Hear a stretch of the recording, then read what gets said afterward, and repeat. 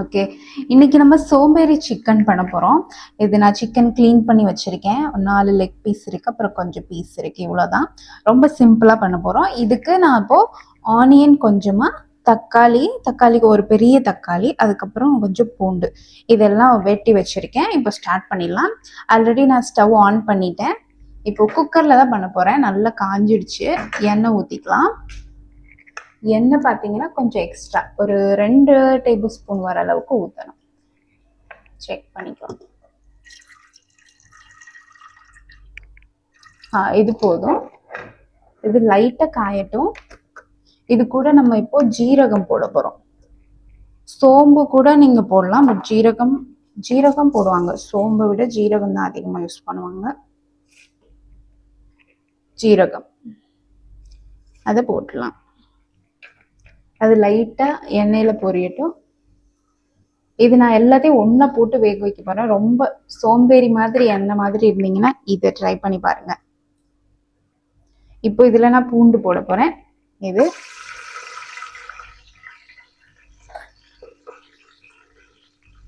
கருவேப்பிலை இருந்தால் போட்டுக்கோங்க. என்கிட்ட கருவேப்பிலை இல்லை. ஸோ நான் இப்போ ஆனியன் எல்லாத்தையும் ஒன்றா போட போகிறோம். ஒரு பெரிய விஷயமும் இல்லை, அவ்வளோதான்.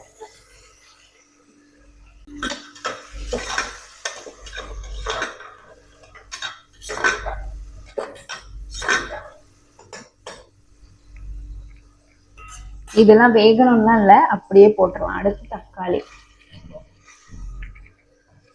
லைட்டாக கிண்டிட்டு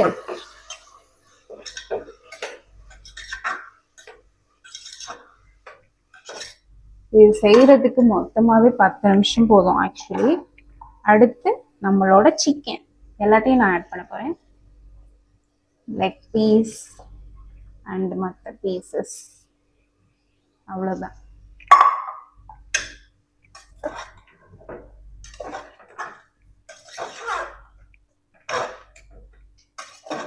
இது நீங்கள் தக்காளி அரைச்சி ஊற்றுறன்னா கூட ஊற்றிக்கலாம். பட் என்னோட தக்காளி நல்ல பழுத்து தக்காளி, ஸோ அரைச்சிலாம் ஊற்ற வேண்டியதில்லை, அது அப்படியே இதாகிடும். இதில் இப்போ நம்ம உப்பு போட்டுக்கலாம். தேவையான அளவு போட்டுக்கோங்க, அப்புறம் செக் பண்ணிக்கலாம், நோ ப்ராப்ளம். இது கூட மஞ்சத்தூள் போட போகிறோம். மஞ்சத்தூள் தேவையான அளவு. இப்போ இதில் இஞ்சி பூண்டு பேஸ்ட் உங்களுக்கு எவ்வளோ வேணுமோ போட்டுக்கோங்க. நான் யூஸ்வலாக கொஞ்சம் எடி போட்டுப்பேன். இது அப்படியே மிக்ஸ் பண்ணிடலாம்.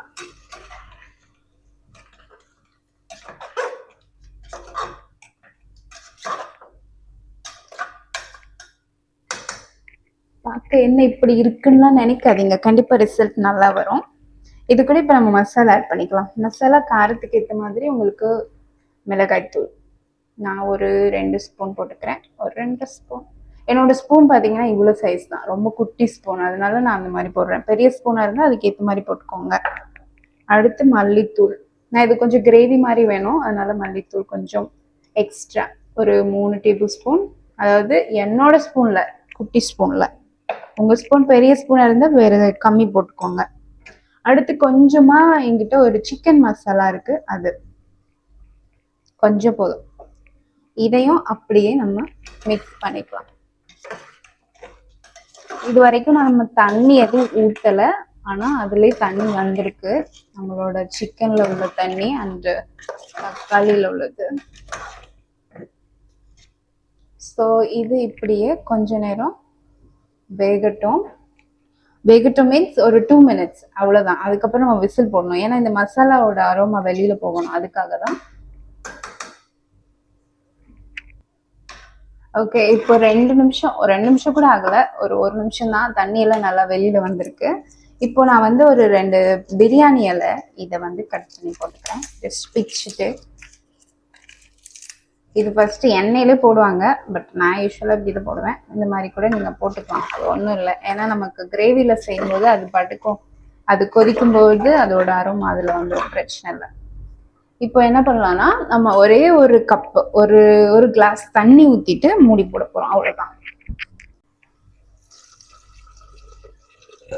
ஓகே, இது லைட்டாக மிக்ஸ் பண்ணி விட்டுடலாம். இப்போ நீங்கள் உப்பு செக் பண்ணிக்கலாம்.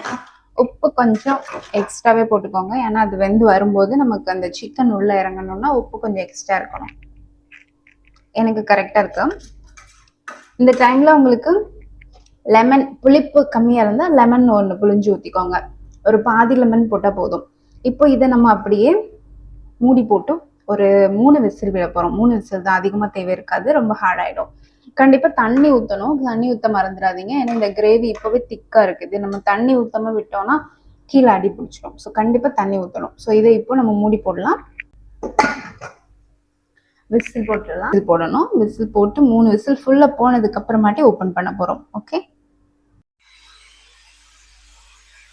ஓகே, விசில் ஃபுல்லாக போயிடுச்சு. இதை ஓப்பன் பண்ணுவோம்.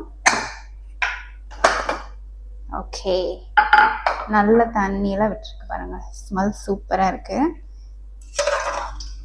வாவ், எல்லாம் சூப்பராக வந்திருக்கு.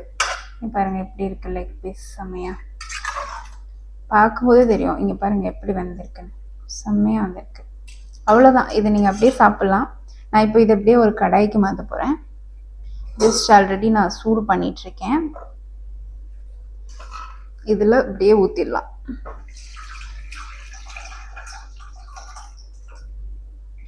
அவ்வளோதான்.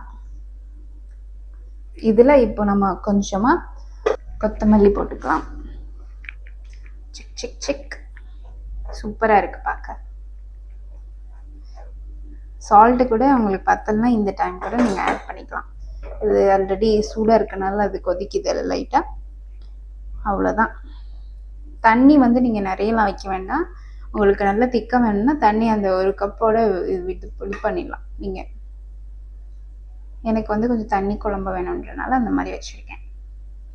அவ்வளோதான், ரொம்ப சிம்பிள். கண்டிப்பாக ட்ரை பண்ணிவிட்டு எப்படி இருந்ததுன்னு கமெண்ட்டில் சொல்லுங்கள்.